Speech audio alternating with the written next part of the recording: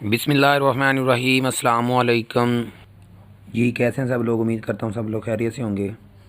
आज का जो हमारा टॉपिक है जिसको हमने डिस्कस करना है वो है फ़र्स्ट ईयर बायोलॉजी से। और फर्स्ट ईयर बायोलॉजी का चैप्टर नंबर 4 हमने शुरू किया था। क्या नाम था? द सेल चैप्टर का नाम था।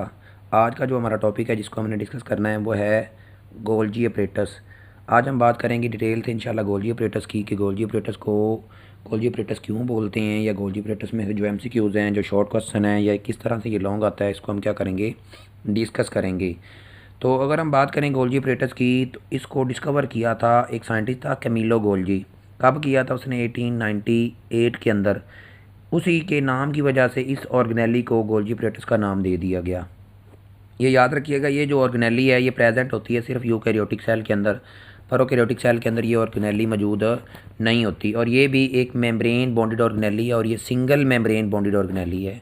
अगर हम इसके स्ट्रक्चर की बात करें, ये सामने आपको स्ट्रक्चर नज़र भी आ रहा है। तो बेसिकली ये स्ट्रक्चर की मुश्तमिल होता है किसके ऊपर? स्टैक के ऊपर। और ये जो स्टैक होता है ये फ्लैटेंड सैक होते हैं।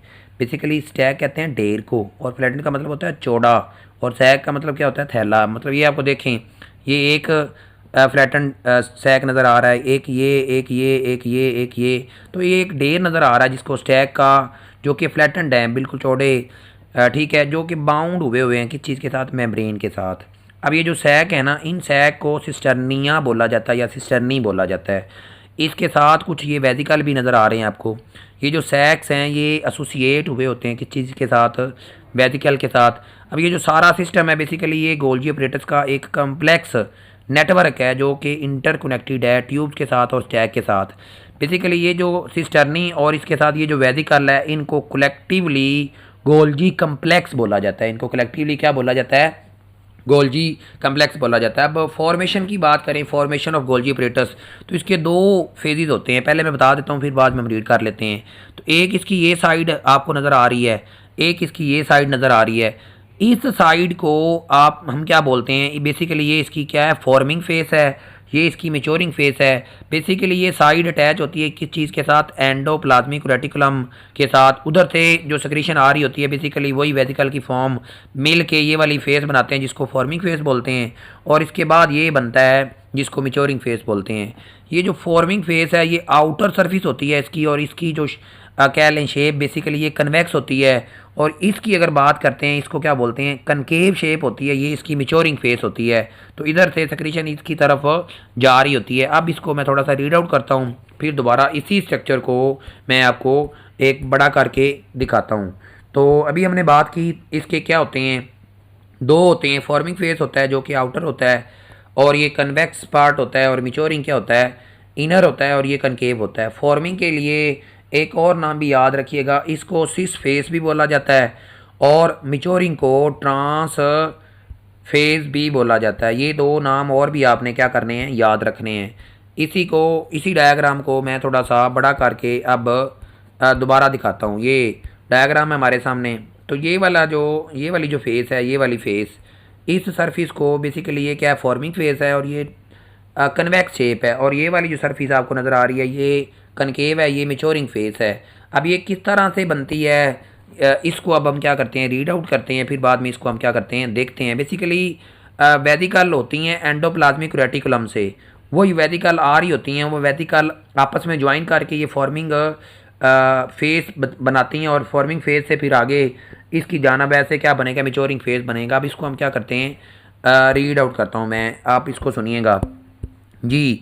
ये गोल्जी अपरेटस का सामने आपको स्ट्रक्चर भी नज़र आ रहा होगा। फॉर्मेशन ऑफ न्यू सिस्टर्नी कैसे होती है? बेसिकली जो वेजिकल होते हैं, vesicle from smooth endoplasmic reticulum join at forming face. ये क्या करते हैं? ज्वाइन करते हैं फॉर्मिंग फेज पे और रिलीज़ करते हैं फ्रॉम मेच्योरिंग फेज। और उधर से क्या करेंगे? रिलीज़ करेंगे। ये एक न्यूक्लियस है, ये एंडोप्लाज्मिक रेटिकुलम है। इधर से कुछ ऑर्गेनेली कह रहा हूँ, सॉरी, वेजिकल रिलीज़ होंगी, ये आपस में फ्यूज़ होकर इस तरह से एक स्टैक बनाएंगी। और ये इस तरह से बनाती जाएंगी, और एट द एंड इधर से इनकी सरफेस इस तरह से बनना शुरू हो जाएगी। तो इधर से ये रिलीज़ करते जाएंगे। तो ये इसका फॉर्मिंग फेस होगा, ये इसका मेच्योरिंग फेस होगा। अब ये जो सिस्टर्नी है ये मूव करते हैं from outer to inner surface.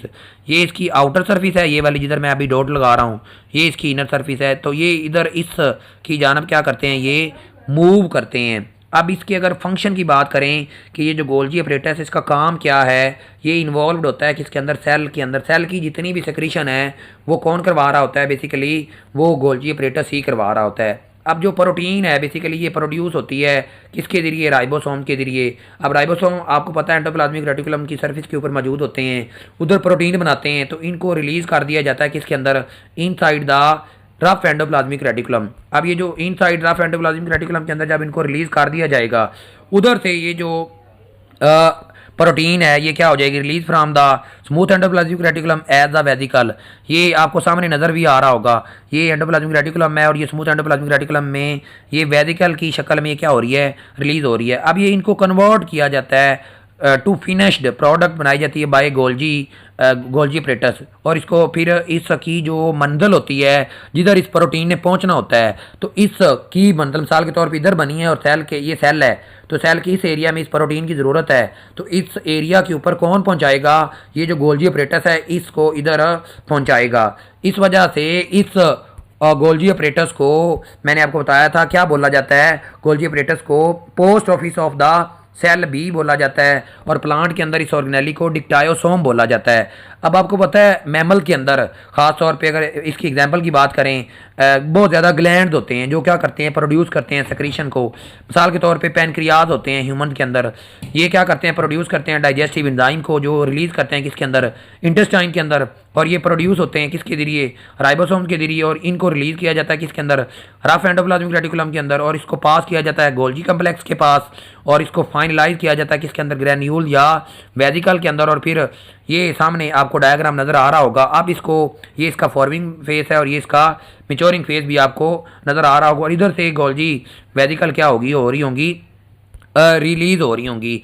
इनको फिर क्या कर दिया जाता है। अब इसका दूसरा काम कौन सा है जी, मॉडिफिकेशन करता है किस चीज़ की, और सॉर्टिंग करता है, उसको पहुंचाता है। लिपिड्स और कार्बोहाइड्रेट्स हैं जब आपस में मिलते हैं तो ग्लाइकोलिपिड्स बनते हैं, तो इनकी मॉडिफिकेशन इनको कौन करवा रहा होता है, ये गोल्जी अपरेटस करवा रहा होता है। कार्बोहाइड्रेट्स और जो प्रोटीन है जब आपस में मिलते हैं तो ग्लाइको प्रोटीन बनाते हैं, इनको कॉन्जुगेट मॉलिक्यूल ग्लाइकोकेलेक्स बोलते हैं, ये केमिकल मैसेंजर का काम करते हैं। तो इनकी मॉडिफिकेशन लिपिड की, कार्बोहाइड्रेट्स की, और इनको सॉर्ट आउट करना ये कौन कर रहा है, वेसिकल के अंदर ये गोल्जी अपरेटस कर रहा है। तो ये post office of the cell क्यों बोलते हैं ये भी मैंने आपको बता दिया। प्लांट के अंदर इसको डिक्टायोसोम बोलते हैं। इसको किसने डिस्कवर किया, अब ये सिस और ट्रांस में डिफरेंस आ जाता होता है, सिस फेज क्या है, ट्रांस फेज क्या है, और इसका फंक्शन क्या है। सेल सेक्रीशन था और मॉडिफिकेशन और सॉर्टिंग था, ये इस में शॉर्ट क्वेश्चन थे, और ओवरऑल ये एक लॉन्ग क्वेश्चन बन सकता है विद डायग्राम के साथ। तो उम्मीद करता हूँ आपने लेक्चर को बड़े ही ध्यान से सुना होगा। अगर कोई क्वेरी है तो आप कमेंट सेशन में पूछ सकते हैं। अस्सलाम।